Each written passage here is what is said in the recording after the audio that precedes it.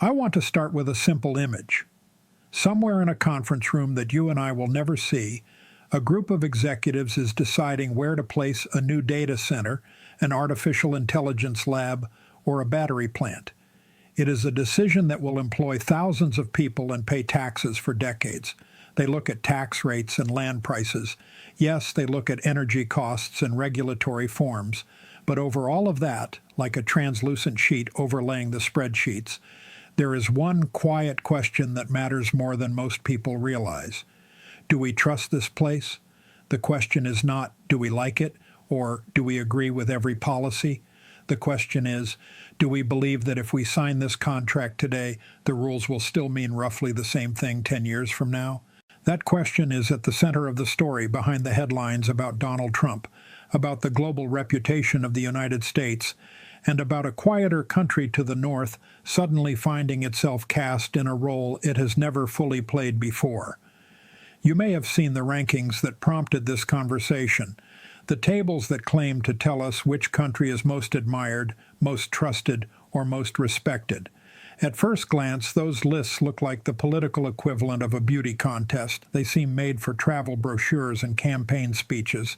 But if you pause for a moment, you start to see something more serious embedded in them. These reputation surveys at their best are less about who gets a gold medal for national virtue, and more about who is perceived to be safe, predictable, and serious in a world that feels anything but. When a country falls sharply on such a scale, it is not just losing bragging rights, it is losing reputational capital. And reputational capital in an age of global markets and fragile alliances is a form of hard currency. The United States has long lived off an enormous hoard of that currency. For most of the past century, if you were a company, an ally, or an ambitious student abroad, the assumption was that the United States, whatever its flaws, was basically stable, broadly lawful, and ultimately reliable. Treaties were honored through changes of party. Regulatory systems might have been cumbersome, but they were not arbitrary. Foreign policy had its lurches and its mistakes, but there was a sense of continuity across administrations. That continuity acted like a kind of insurance policy. You could afford to make a long bet on America because you did not expect the whole table to be kicked over by one bad election, one impulsive decision, or one sudden revocation of the rules. Then, a particular style of politics came to power, crystallized in the Trump years, that treated predictability as weakness and impulse as authenticity. You remember the constant sense of improvisation, announcements made by social media at odd hours, and threats of tariffs against allies issued as casually as one might threaten to cancel a dinner. International agreements that had taken years to negotiate were dismissed as though they were hotel reservations to be tossed aside. At home, independent institutions, from courts to civil servants to inspectors general, were not treated as neutral guardians of the law, but as obstacles to be delegitimized whenever they constrained the leader. You might have cheered some of the policy goals and still felt uneasy about the method. The rest of the world certainly noticed the method. Here is the crucial point for you as a citizen trying to make sense of these reputation charts. The world does not only judge what a country does, it judges how it does it. A tax reform may be popular at home, but if it is produced through a process that looks chaotic or contemptuous of ordinary procedure, outsiders draw a different conclusion. They begin to think, if rules are this malleable, what assurance do we have that our investment will be honored when the next wave of anger or resentment sweeps through their politics? When presidential rhetoric suggests that alliances are purely transactional or that long-standing commitments are conditional on flattery or personal rapport, partners begin to ask whether they need a backup plan. Reputation drops are simply those anxieties written down in survey form. Meanwhile, Canada, that country often caricatured as the quiet neighbor with good manners and long winters, has been accumulating a different kind of reputation. It is not that Canada is a moral utopia. It has its own political fights, its own failures, and its own unfinished work. But from the perspective of the same executives and diplomats we imagined earlier, Canada presents a different picture. It offers institutions that work without constant drama, elections that are vigorous but not apocalyptic, a legal system seen as serious and not easily bent to partisan convenience, a culture that, for all its divisions, has not yet turned every issue into an existential war. When the world looks for safe harbors in a time of storms, that combination of competence and calm suddenly counts for a great deal. So, when you hear that a large American company chooses to put a new data center on Canadian soil rather than somewhere in the United States, do not think only in terms of subsidies, weather, or electricity rates. Those matter, but layered over them is the perception that Canada offers a more reliable, long-term environment for data privacy rules, environmental standards, and labor expectations. It is judged less likely that a single election will bring a leadership that treats the whole project as a prop in a domestic culture war. When a technology giant announces a multi-billion-dollar investment in Canadian research capacity, it is partly betting on talent, but it is also betting on the surrounding political ecosystem.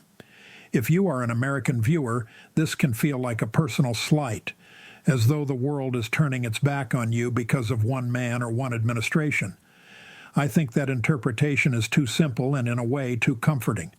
The truth is more structural and therefore more demanding.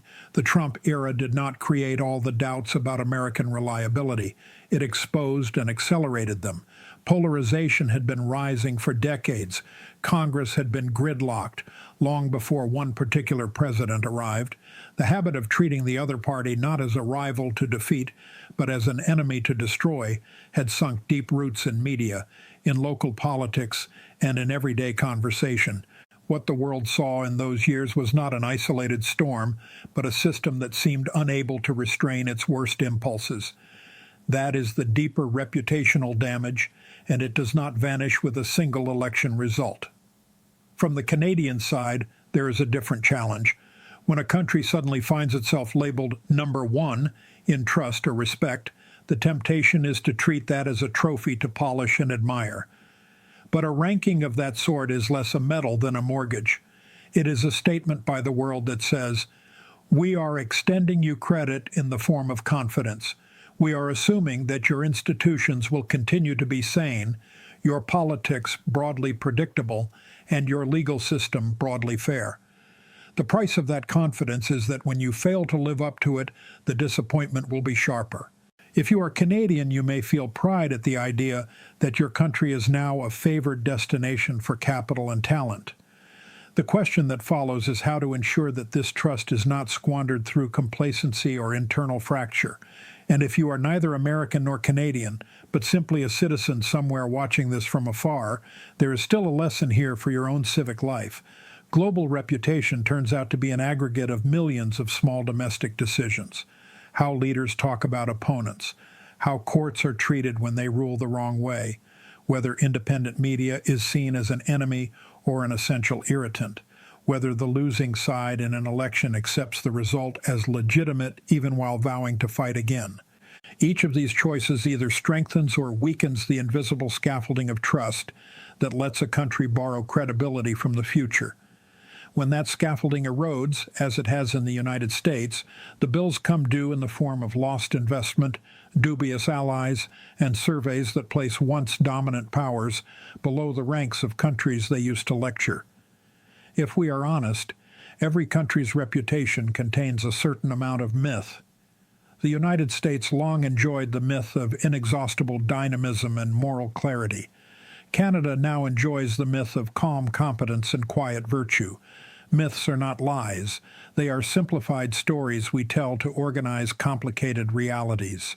But when you are a citizen, you have a particular responsibility to keep one eye on the myth and one eye on the underlying facts. For Americans, that means resisting two temptations. The first temptation is denial, to insist that reputation scores are meaningless, that foreign criticism is just jealousy, and that nothing fundamental has changed. That response may feel defiant, but it is strategically self-destructive. If partners and investors tell you that your political volatility worries them, and you answer that they are overreacting, you are really saying that their concerns do not matter to you. In a world where capital and talent are mobile, that is not a wise message. The second temptation is despair, to conclude that the brand is permanently broken and that the country has already slid irrevocably into factionalism and bad faith. This, too, is a kind of comfort because it excuses inaction. If the damage is irreparable, why bother to defend norms or rebuild trust? But American history is full of periods when the country's reputation sank and later recovered, after Vietnam, after Watergate, after the Iraq War.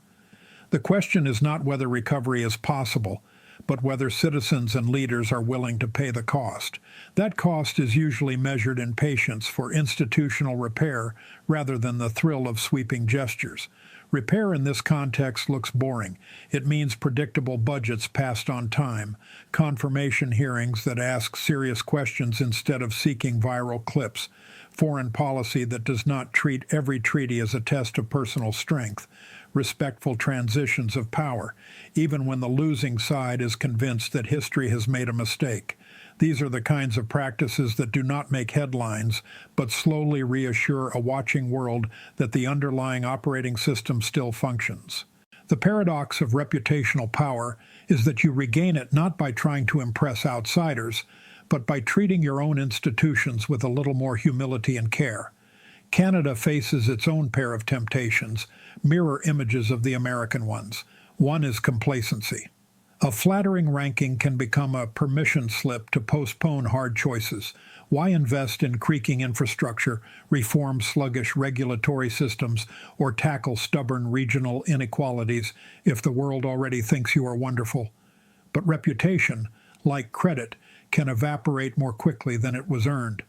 A few years of drift, a few scandals that suggest standards are slipping, a few high-profile failures to deliver on promises, and suddenly the narrative shifts from "isn't Canada impressive" to "perhaps we overrated them."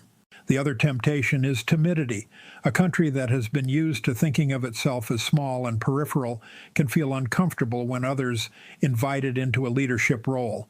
Yet being seen as trustworthy is not just an economic advantage, it is a diplomatic responsibility. A Canada that enjoys unusually high reserves of confidence must decide how to spend them. That may mean taking clearer positions in alliances, investing more seriously in defense and climate resilience, or using its convening power to help settle disputes in regions where larger powers are mistrusted. Quiet is a national style, but there are moments when quiet actors must speak a little louder. There is also a deeper generational thread to this story. Younger people around the world have grown up in an era of overlapping crises. Financial collapses, pandemics, climate shocks, and democratic backsliding. For them, the idea of trusting the system does not come naturally. They are watching to see which countries merely recite slogans about values and which actually maintain functioning, fair systems in hard times. When surveys report that Canada is seen as particularly trustworthy or that the United States has slipped, they are partly capturing that generational judgment. Where do we believe a decent, predictable life is still possible? That, in the end, is what global reputation really measures. Not abstract love of flags, but practical confidence. If I move my family there, if I invest my savings there, if my government signs a treaty with their government, what are the odds that 5 years from now I will feel foolish? No country can eliminate risk or guarantee perfect consistency. But some do a better job than others at limiting the role of whim, rage, and vanity in public life. The world is currently signaling that it sees more of that discipline north of the 49th parallel than south of it. Nothing in that verdict is final. Americans still possess vast stores of creativity, institutional know-how, and civic energy. Canadians still wrestle with domestic grievances that could, if mismanaged, corrode their own trust advantage. Reputation is not destiny, it is a snapshot. But it is a snapshot that can concentrate the mind. If you are American, it is a reminder that the rest of the world is not obligated to assume your stability. You must demonstrate it again. If you are Canadian, it is an invitation to grow into a role you did not quite seek, that of a country others look to, not only for scenery and politeness, but for seriousness in an unserious age. And for all of us, wherever we live, there is a final, quieter lesson. The health of a nation's global standing is ultimately built out of small, local acts of responsibility, telling the truth when it is inconvenient, accepting electoral defeat without indulging fantasies of betrayal, treating independent institutions as treasures rather than obstacles. In that sense, the contest between volatility and reliability is not just between countries. It runs through every political party, every newsroom, and every dinner table. The rankings will shift, and the headlines will change, but the work of building and preserving trust remains stubbornly, unglamorously the same. In the end, the question facing Canada is not whether it deserves its moment of global trust, but whether it can convert that trust into lasting national strength. The world's confidence is a rare asset, one earned slowly through decades of stability and responsible governance, yet fragile enough to vanish if taken for granted.